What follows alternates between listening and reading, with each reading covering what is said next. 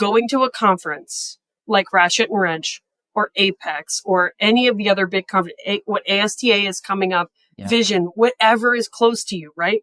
Attend and talk to people, because the hallway learning is where the magic happens and sets your life on a completely different trajectory. As a leader, the best thing I ever learned early on was to get the heck out of my team's way.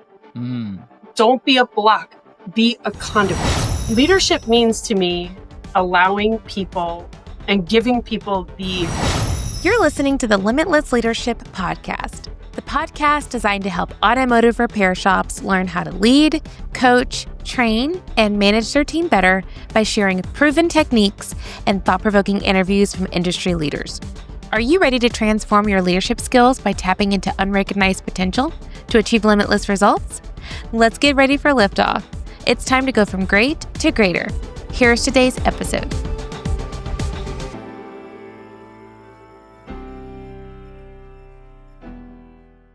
All right, folks, as you know, great leadership isn't about doing everything the best.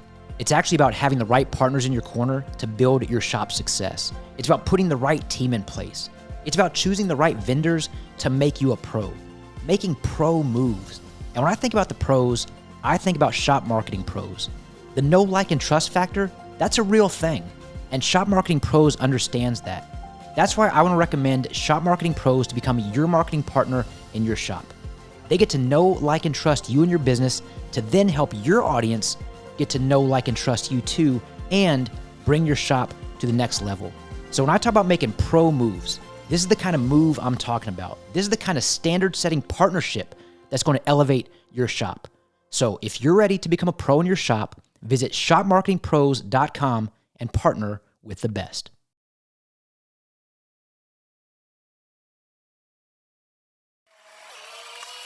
Hello, everyone, and welcome back to the Limitless Leadership Podcast. I'm your host, Josh Parnell. And before we get started with today's episode, don't forget to like, comment, subscribe, do all the things you need to on social media to help this podcast reach people and build leaders. You know that's our mission, to reach people and build leaders. And speaking of leaders, I'm joined by another fantastic leader in the automotive repair industry today. Our guest today is a shop owner. She's a columnist for Ratchet and Wrench. She's the vice chair for women in auto care, and an overall industry advocate, and my friend, Kathleen Callahan. Kathleen, thanks for being here. Thank you so much for having me, Josh. I appreciate it. I'm looking forward to chatting. I am too. And I know our audience is going to enjoy this conversation. One of the things that we have coming up in the industry is the Ratchet and Wrench Management Conference on, let's see, I should have had this ready, in Arizona. Help me. Phoenix? Glendale, Arizona. Yeah, thank you. So we fly to Phoenix. That's right. Yep. Glendale, Arizona, October 8th through the 10th. And you are going to be speaking there. Your topic of conversation is elevating your customer experience to increase loyalty and revenue. And we're going to hear about your presentation here later in today's episode. But before we do, go ahead and share with the audience who you are, what you do, and how you do it. So as you said, I'm Kathleen Callahan. I have been I'm going to say an accidental shop owner for 21 years. I entered the industry with my former husband in 2003. And when we parted ways, I bought him out because I could run the business and he could wrench anywhere. He's a very talented technician who 8 years later came back to work for me. So he has none of the stress and all of the perks. So mull that over. And, but no, we get along super well. We have a couple of kids together and, they turned out pretty all right, considering their parents are goofballs. And, but no, so I love the industry. I never thought I would be a part of it. I know we ask that a lot in Women in Auto Care, who chose this industry? And very few hands ever go up, right? The industry chose me and, I'm so glad to be a part of it. So that leads into, I've done a little bit of coaching. I had the opportunity to sign on as a columnist with Ratchet and Wrench and share my experience, strength, and hope with people. Hopefully my goal with that was to help the people who can't get to conferences and attend events, that I would be able to give them just enough to be able to make a little bit more and be able to get themselves to more education and more opportunity. And that's still my big passion. I am an advocate. I'm a huge advocate for the Repair Act. Some people notice me. If you put me in a blue suit, you might recognize me from testifying a couple of years ago on behalf of our aftermarket industry. And if they ask me to do it tomorrow, I do it again.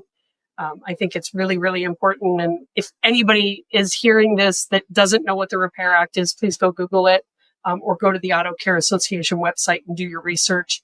It matters for all of our legacy for the people in the aftermarket. So I've worked really hard, and I know some people have worked way harder than me, that if we don't have access to data and repair information in the future, our businesses and all of our hard work is worth absolutely nothing. So that's my soapbox moment. So.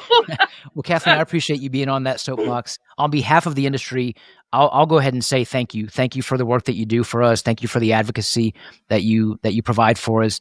If you would, go ahead and share with the audience what the Repair Act is. For those who are listening who may not know what it is, go ahead and share, give us some education on this and why it's so important. So the real short condensed version of it is that, years ago, we had a memorandum of understanding with all of the vehicle manufacturers that we can access all of the data in the car through the OBD port. Today, so much of that data, terabytes of data in vehicles are being wirelessly transmitted through telematics back to the manufacturer, and way more information than repair people need to have. But I need to be able to find the data. What kind of oil does the car take, right?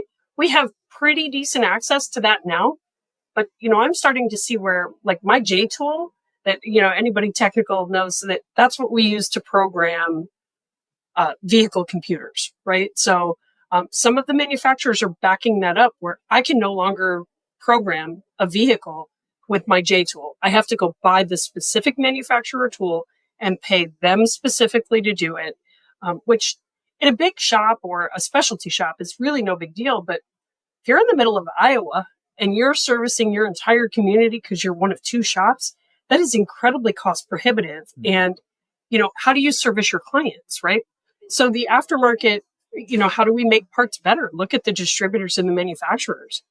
How do they manufacture an aftermarket part better if they don't have access to the information? So why is that important to codify it through the Repair Act? Because there needs to be accountability and we have to have guaranteed access. Right now, there's a memorandum of understanding, which is a handshake agreement, right? Anybody can back out at any time. They can say, you know what? We don't want to play in this sandbox anymore. We're out. And so what does that do to us? So I think making it a law is really, really important. I think it's complicated. But the piece of information that is going back that really resonates with every human I ever talk to is, did you know that the vehicle manufacturer knows exactly how much you weigh down to the ounce all the time? So, and they can do whatever they want with that data, by the way. They can sell it to your insurance company. They can sell it to, whoever they want to. There's some class action lawsuits out there right now where the information is gotten from the vehicle to your car insurance company and they've jacked your rates because of the way that you drive. Wow. Without your permission and consent. Yeah. So, data is king. I am not allergic to anybody making money, right? Profit is not a dirty word. Mm-hmm. But at some point we have to figure out the balance.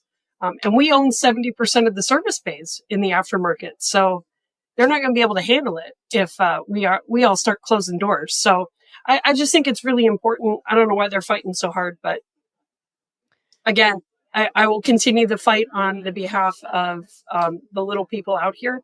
I'm a single shop owner. I have zero desire to be more than that. And I envy the people that have, more than one and desire to have like 27 or a whole fleet of shops. Like, that's not my game, but it matters to all of us, big, small, all of us. It matters. Technology fees that we're paying right now, as they continue to increase, is becoming unobtainable for a lot of the little people. So I think it's important to start now and get ahead of this. Hey folks, running an auto repair shop, it's tough. We know that. And between managing repairs, keeping customers happy, and handling front office tasks, there's never enough time in the day. That's where Hub Shop Solutions comes in. Hub takes the burden off your team by building fast, accurate repair estimates and handling extended warranties, so you can focus on what really matters, running a profitable, efficient shop. With Hub, you free up your team, you boost efficiency, and you increase profits. So sign up now and get free onboarding. Visit hubshopsolutions.com to schedule a demo today. HubShop Solutions.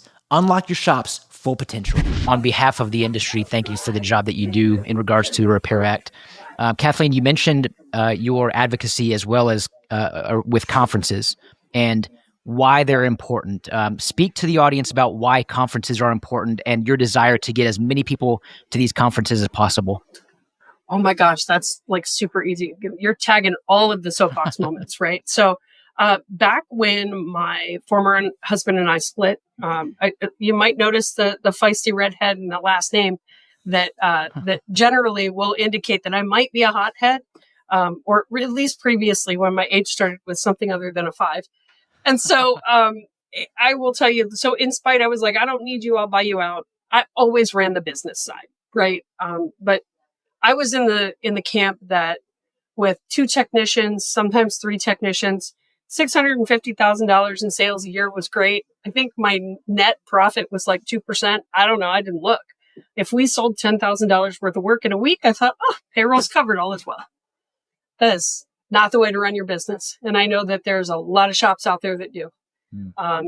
And I found myself in a precarious situation where I didn't know what I was doing. And I had taken over and bought him out in spite and thought, I don't need you. And then the buyer's remorse popped in. And I realized that I started to see, we always say, you don't know what you don't know. Well, I started to see what I didn't know.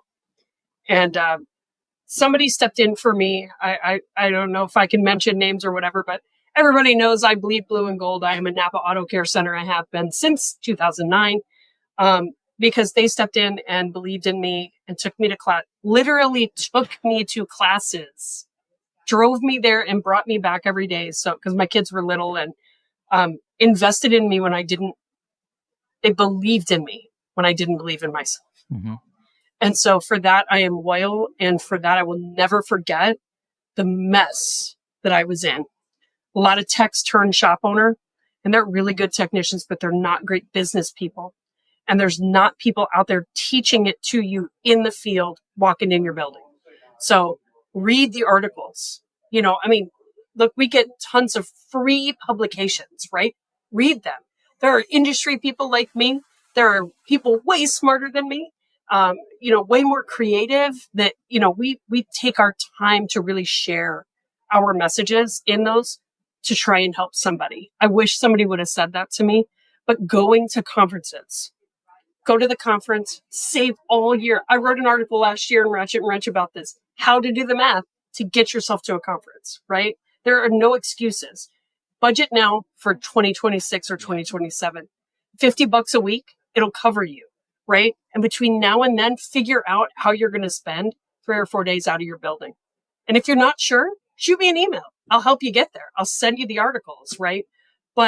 And the classes are great. Like Ratchet and Wrench, you're teaching, I'm teaching. I'm on fire and excited about this. But the hallway learning is really the critical piece. Yes. Right? That's why it matters. The virtual training is fantastic out there. Having a coach is immeasurable ROI. But going to a conference like Ratchet and Wrench or Apex or any of the other big conferences, what ASTA is coming up, Vision, whatever is close to you, right? Attend and talk to people because the hallway learning is where the magic happens and sets your life on a completely different trajectory. Yeah. Right. And once I learned that, I can't not go. I sent 3 of my staff members last year to Vision, and I had such FOMO because I couldn't go. I had to go do something else and I had to be here. Right. Well, I send my entire advisory staff and 1 technician. I got to be here, right? Somebody's got to call clients and somebody's got to take people in and answer the phones. And so that was me. And, but yeah, it's that important, right? Because this industry is changing so fast. And if you're not learning, you're going backwards. I think I lost you for a second, Kathleen. So did you? Where'd you miss me? So you were talking about staying back while your team went to Vision. Oh yeah.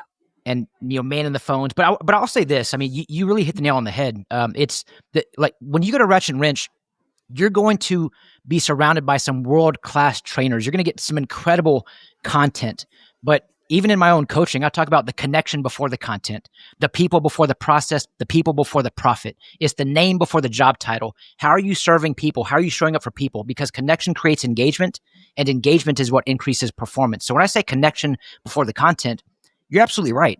The best part about these conferences is after the trainings, after the world-class trainings.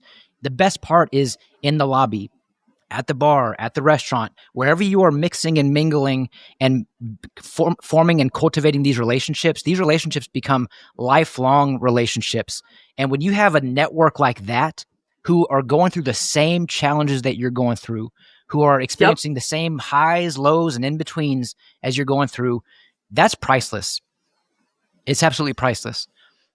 It is. And it's, you don't see the value in it until you lean into it, right? Like even people like you hit on something, a lot of that networking happens in the bar.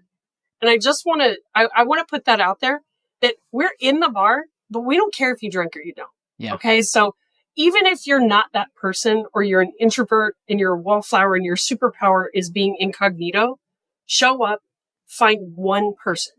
Look, please, if you're going to Ratchet and Wrench, find me. Yeah. I will not make you stand in a spotlight. I will not do any of those things, but I want to put my hand in your hand and give you my information and be a resource for people to help them, even if it's that I'm just your cheerleader, right? I want to see people successful. And there's enough room and business for all of us. We're in a people business. Well, actually, I don't know anybody who's really not in the people business, right? That's a good point. Yeah. It's all about who you're doing business with. I mean, I'm not going to do business with a company that I know is a big fat jerk, right? So, yeah, most people feel that way. You're right, and it's unfortunate, but it's true. It's the know, like, and trust factor. You talked about people and how important people are.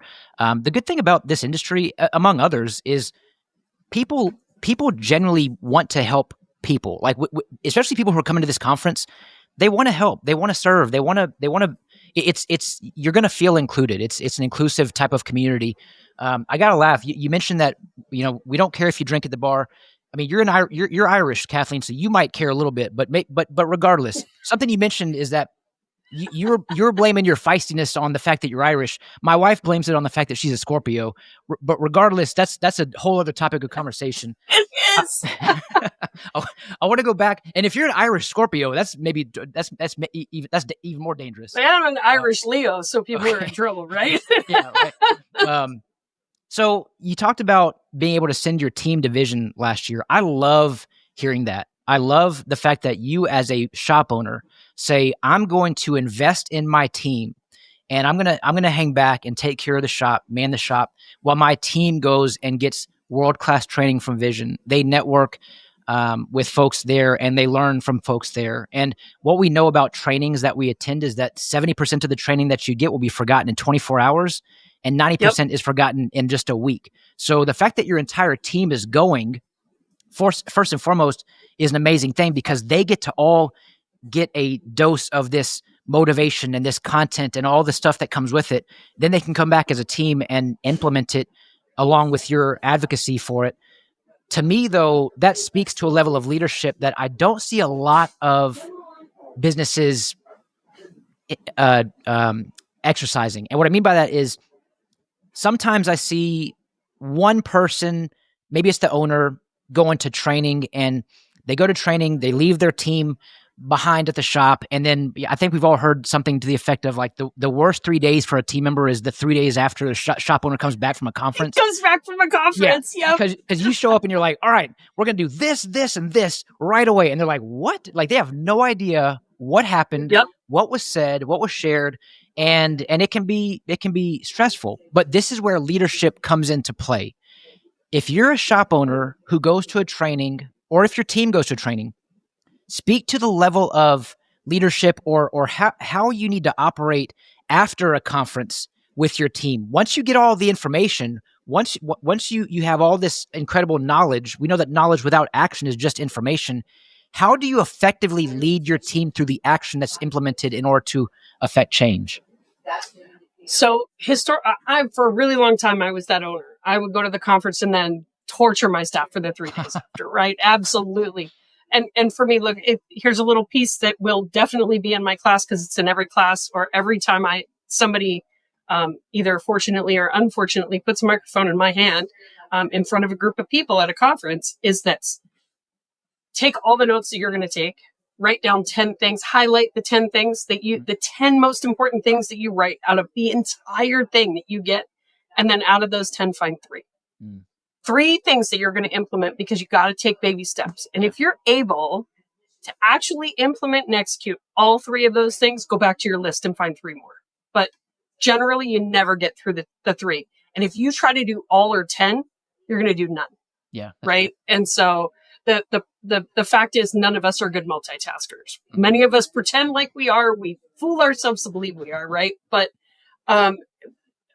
so I would do that. But I'll tell you, the one thing that's resonating in my head that my coach has all these isms, right? I call them Dave isms, and these things that he says all the time. It's like when your parents say something and then it pops out of your mouth when you have kids, right? You're like, oh, did my mom just come out of my mouth? But look, when my coach comes out of my mouth, it kind of makes me cringe a little, but he's not wrong, right? And so what he says often that's resonating at the moment is, you have to inspect what you expect, right? So this year was the first time I sent team to vision without me. And I think because of I'm pretty well known in the industry and recognizable, right? I think that was actually an advantage to them. They all went, we got them some really nice ExpertTech swag. You notice my color is this, magenta pink. We call it ExpertTech pink, just to be clear. And so, but they had swag. They had hoodies. I let them order whatever they wanted from the clothing place that I use, and I wanted them proud to be there, right? So, I set them up for success by dressing them for success and making them feel like part of a team. So they all were branded together. The 3 of them going someplace and meeting people that they had never met before, right? Then the fact that they went, they learned, we all came back and we had a meeting. So I do DISC and driving forces, personality and talent assessments as well. I got a couple side hustles, right? And so, but I do that with my team, right? And so we know how to communicate with each other. Well, I have an implementer on my staff. When they all came back, she was like, okay, let's sit down. I want to know the top 10 and 3 of what you guys learned, each of you. And she came up with a little course of action, and she is the one that drives us to keep revisiting the things that they immediately thought we should change and start doing better, right? Oh man, we realize we're doing this and it could be so much better if we did this. The stuff we could do fast, execute. I waited for them to come back and tell me what was broken, right? I think as a leader, the best thing I ever learned early on was to get the heck out of my team's way. Don't be a block. Be a conduit. Yeah, that's right? so good. And you train your people so that they're better. A lot of people go, why would I train them? What if they leave? What if you don't and they stay? Thank you. Right? I mean, I know I've heard that 1,000 times, but it's so true. Empower your people. You know what? I have a tech that works for me. He's one of the ones that went to Vision. When we first bought the shop in 2003, he worked here. He came on with us. He had moved to this area. We knew him for like a decade before, when we lived on the East Coast of Florida. And he came over here, blah, blah, blah. Comes to work for us. Anyway, I get divorced and things go sideways. You know, a lot of times people have shelf lives with each other. And we started to really clash personality wise. And he wanted to go do mobile technician and didn't tell me. So there was a little bit of a challenge there, and I had to violently release him to the industry. And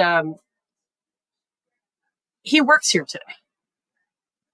And so people learn. And when you allow, I would have loved to have gone where I help you grow into being an owner. Because there's a lot of things as an owner that I hide and I make them look pretty that you don't see. Right. And any technicians or service advisors or managers that are hearing this, I promise you that there are stresses that your owner does not allow you to see. Insurance sucks. Workers' comp sucks. all of it. Like, but we're never going to let you see that, right? So if that is your goal and your dream, and you work for a leader that wants to help you find your goals and dreams, tell them. Yeah, that's huge. Tell them, I want to help you be a shop owner if that's your goal. Heck, maybe we figure out how you are my succession plan. Yeah. You don't know what they're looking for, right? It doesn't mean you want to leave tomorrow or that you quiet quit or any of those things, right?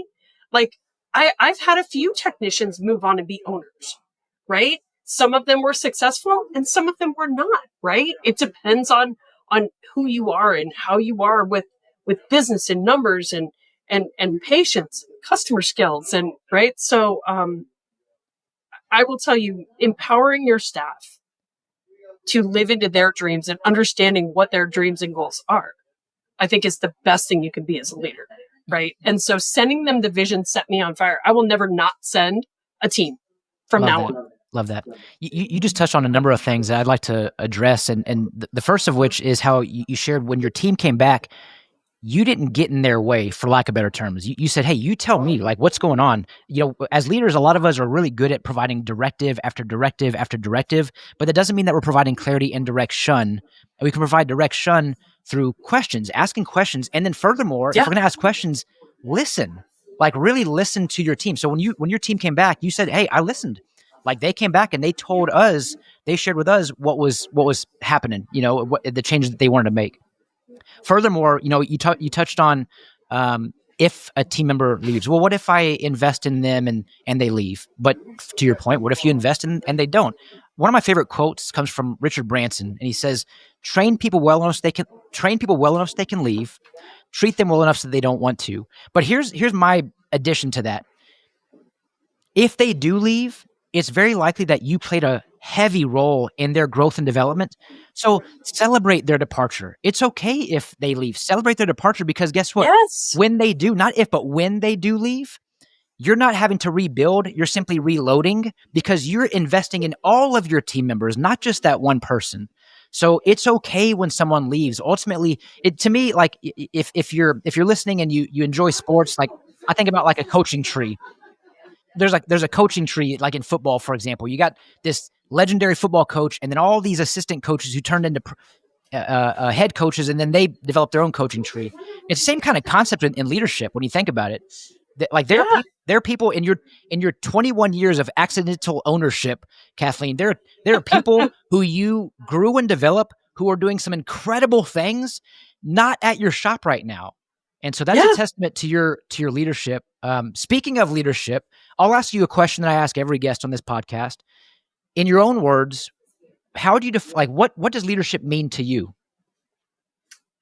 So leadership means to me allowing people and giving people the encouragement, access, whatever it is, the tools that they need to grow and thrive toward what they want and what sets their soul on fire, right? That you will always hear me say, what sets your soul on fire? And I want people to be in a place where they feel passionate. And I've always said, like, the day that my feet hit the floor in the morning and I say, man, I don't want to go to work, is the day I put the for sale sign out front. Right. And I mean, we're talking like 2-3 days in a row, because everybody has one or two of those days. I think you get one a quarter, right? Yeah, like where you're like, oh fair. Man, please. Right. But not truly where you wake up and you're like, I just can't do this anymore. Right. And so I think that leading other people to whatever greatness looks like in them and for them, right? My vision of greatness and success is not the same as yours. I mean, well, you and I might be very similar, but you know what I mean? Like, it's not the same for everybody, right? Some people just want to be able to have 3 weeks vacation instead of 2. Some people want to buy a house, and that's it. That's their goal, right? Some people want time with their family. Some people want to make just a ton of money, right? Some people want to be keynote speakers, right? How do we develop people to get there? And we have mentors and coaches and sometimes we have bosses and managers, right? Nobody wants a boss or a manager, right? We all want to work for a leader that helps us be a better version of ourselves than we woke up this morning. What's the difference? And If you're sharing the difference between a leader versus a boss or manager, how do you define that? for me, a manager tells you what to do.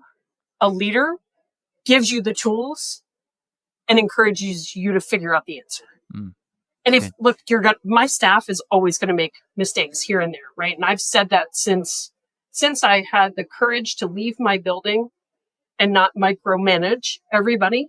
Mm-hmm. That was the one thing I said. Well, what if we need you? I said, because I'm going to be out of pocket. I went to Ireland. I won a trip to Ireland. It was the first real trip awesome. I ever took.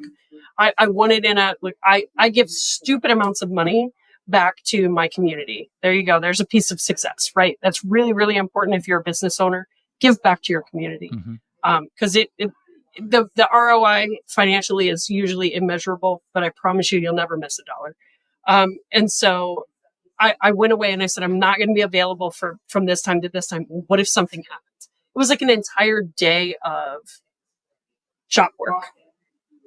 What am I going to do? And I said, well, you're going to make a decision. Mm-hmm. And then when we can have contact with each other, you tell me what happened, keep me informed, but I'm going to back you up. And then when I get back, we'll talk about what I would have done maybe differently and how we'll handle a situation going forward. You have to empower your people and really anybody around you. Like, owning a business and having a staff is not unlike raising a family and having children, right? Except they're adults, right? So you hope that they act accordingly, but sometimes they don't. Yeah. But yeah, so I always tell people that I was raising adults and not raising children, right? And so I try to teach everybody that, what would you do in this situation? Mm-hmm. Don't ask what I would do. And sometimes in your head, how would Kathleen handle this? Right? And that's how you're going to start to make the right decision. And the next right decision is, how would she handle this in the business? My staff makes better decisions most of the time on a daily basis than I would make. I give the farm away. I'm a sucker for a sob story, and most owners aren't. Your staff will tell you, get out of the office. I remember when I got fired, they got brave and they were like, look, one of my technicians said, if you just wouldn't have touched that, it wouldn't be a hot mess. And I said, and I took it very personally. I came in my office and I cried, called my coach, and I was like, do you know what that just said to me? And he's like, congratulations, you just got fired. Yeah. Now you're a leader. And you get out of their way. So what does leadership mean to me? It's guiding other people into their version of greatness. Yeah. Not telling people what to do. I'm not managing you. I want to guide you and lead you on a journey that you're proud that you were a part of, not something where you're not a lemming where you're just following it's not a Pac-Man thing, right? I don't want that. Kathleen, some people need that though. I'm not going to lie. Some people would prefer to work for a manager. Well, and some people would, but unless we're challenging them in a way where they're getting comfortable being uncomfortable, they're not going to grow and develop, and stagnation is not going to help you grow at all. So it's as much as someone wants to be micromanaged, for lack of better terms, you're doing them and yourself a disservice by doing that. And so I like the fact that you highlighted the fact that leadership is about helping them achieve their goals. It's not about necessarily what you want or what the shop wants. Ultimately, you get what the shop wants when they achieve their goals, because you're getting you're getting buy-in, you're getting belief. You said that word earlier, believe. And if you're watching this episode, if you go to YouTube at The Bearded Leader, you can watch this episode. But you'll see behind me this believe sign, and I firmly believe that there are 4 words that every person should hear at least once in their lifetime, which is, I believe in you. And you shared earlier that it was years ago that you didn't believe in yourself, but someone else did, and it prompted belief in yourself to ultimately give you the confidence needed to be an incredible leader like you are today. And all it takes is one Kathleen Callahan to believe in her team members individually and help them achieve their goals. And look at what happens. Like, not only is your soul being set on fire, but everyone else's soul is set on fire. Speaking of souls being set on fire, let's talk about the souls you're going to be setting on fire at Ratchet Wrench with your presentation of elevating your customer experience to increase loyalty and revenue.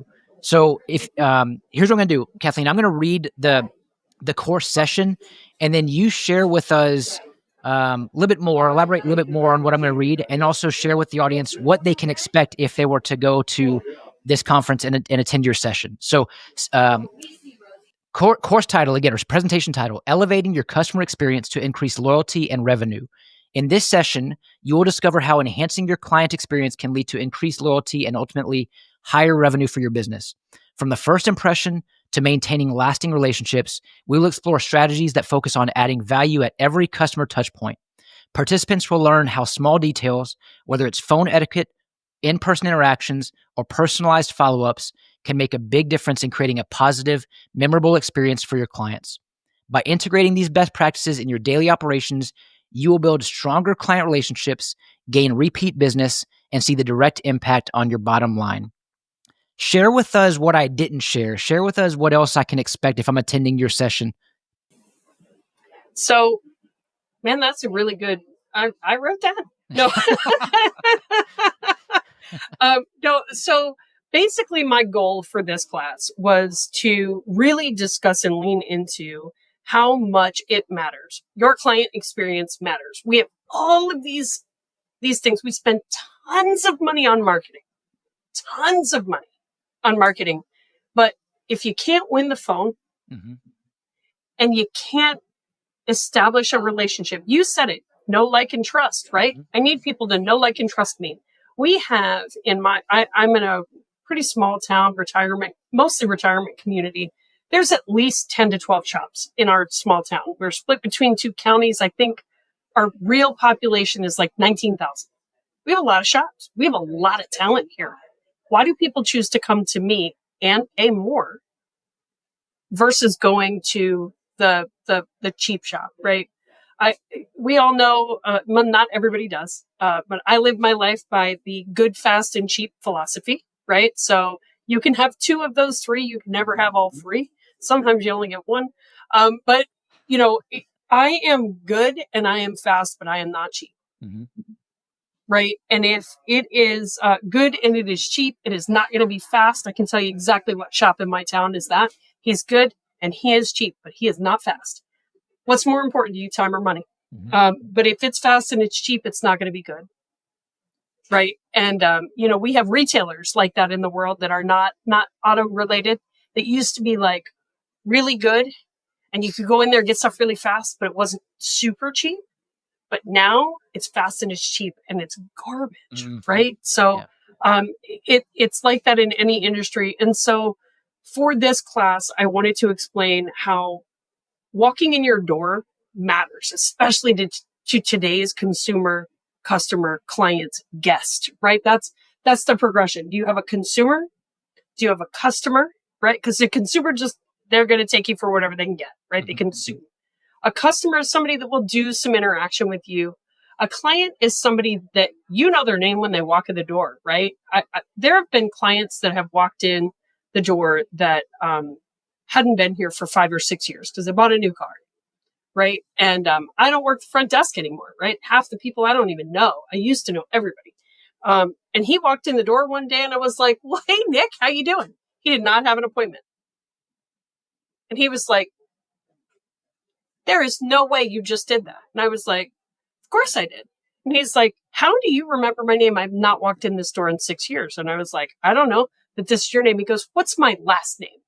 And I said it out loud. And he was like, and it wasn't like Smith. Like it was an off the wall kind of last name and that you don't hear often. And he was like, I can't believe you did that. And I'm like, well, have you been cheating on me? Was my first question, right? Like, where you been? You've been cheating on me? But it's important to establish that relationship and care about people. And we have that opportunity in this industry.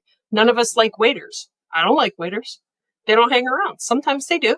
But in that little bit of interaction, if I can create a relationship with you and connect with you and understand what is important to you, I can fix your car.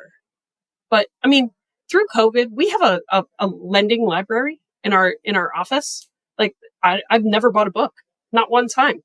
Sometimes we have to take books and donate them places because we have so many, or they've read them all and we keep track of them or whatever. But through COVID, it was a huge touch point for us, for people, right? Because we were still building that connection.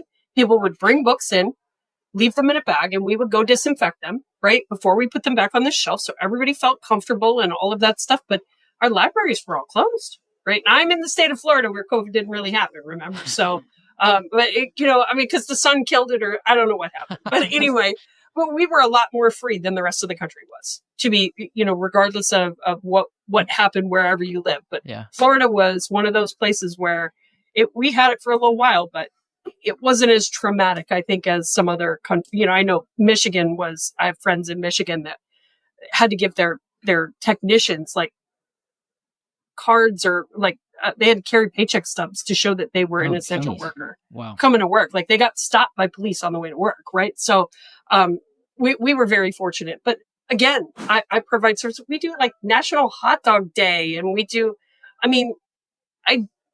I just think that delivering an excellent customer experience without going deep into the details of what I'm going to teach, but is critical, especially today, because the younger generations really care about how you treat them and what you're doing. Yeah. Are you involved in your community? I mentioned that. Like, the younger generations care about that. They're very environmentally they want to know what the environmental impact is of things. They want to know that the money that they're spending with you, they don't care if you make a profit, by the way. They're not against paying more. I volunteered at a high school football game on Friday, and worked their concession stand because one of the chamber people asked me if I would go with them. So we had a group of us that did that, and I ran the cash station.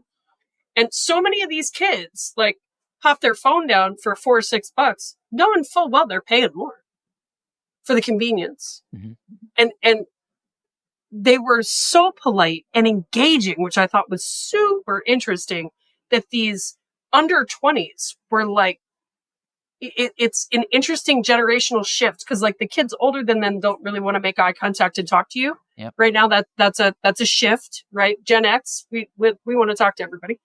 So I think it's important, not generationally talking about that. I'm not digging into that. But I think it's important to how are your people dressed? Like I said, that when they went to Vision, mm-hmm. I want them to feel proud of themselves, right? I don't want to put my people in like white suits and make them intimidating to a client walking in the door. My office looks like a living room. We just painted it this really pretty color pink. It's called Demure. I bought it because it describes my personality perfectly. And but it's this very faint pink, right? That goes with, and our furniture and accents are all gray, and but it feels like a living room in there. Why? Because I want people to be comfortable. I want women to walk in. Like 70% of most of our clients are women in this industry now. I don't want them to feel like they're going to ruin their clothing. The shops are gross, right? Like, but I don't want them to feel like they're going to be ruined when they walk in the door. I want them to be greeted. I want them to feel like they matter, right? All of that makes a difference. And will it increase your average repair order and all of your KPIs? 1,000%. Every little bit matters. But you have to, again, inspect what you expect. You have to, you can't manage what you don't measure. And I mean, there's so many aspects to it that I'm going to share. But yeah, it's all client focused, service focused, little things you can do to add value, because in the absence of value, there's only price. And again, I'll tell you, I'm the most expensive shop in my area. Why? Okay. And why is my book full? Because I take care of people. Yeah. And it matters. Little things matter. You shared earlier, Kathleen, that we are in the people business, and a lot of us need to shift that paradigm, because while we do serve people, it's through the vessel of automotive repair, but ultimately we are in the people business. And what you just described talks about the importance of relationships before transactions. A lot of us, when a guest walks through our door, sometimes we might be thinking cha-ching, we might be thinking about the money or the transaction or whatever our arrow is going to be, or if we can increase our close ratio or whatever. But if we serve that guest, take care of that guest, love on that guest while they're here, make them feel like the most important person, not only in this shop, but in the world, the transaction is a natural byproduct of exceptional standard setting service. So that when they walk in your very demure living room, they feel like a guest in your shop, right? And I think that's the opportunity that you're capturing, and you're doing a phenomenal job. This is why you are a tremendous advocate for our industry. So I just want to thank you for that. Again, thank you for the job that you do, Kathleen. My final question to you. Well, my final question to you is, what is the best advice you've ever received from a coach or a mentor? That is so tough.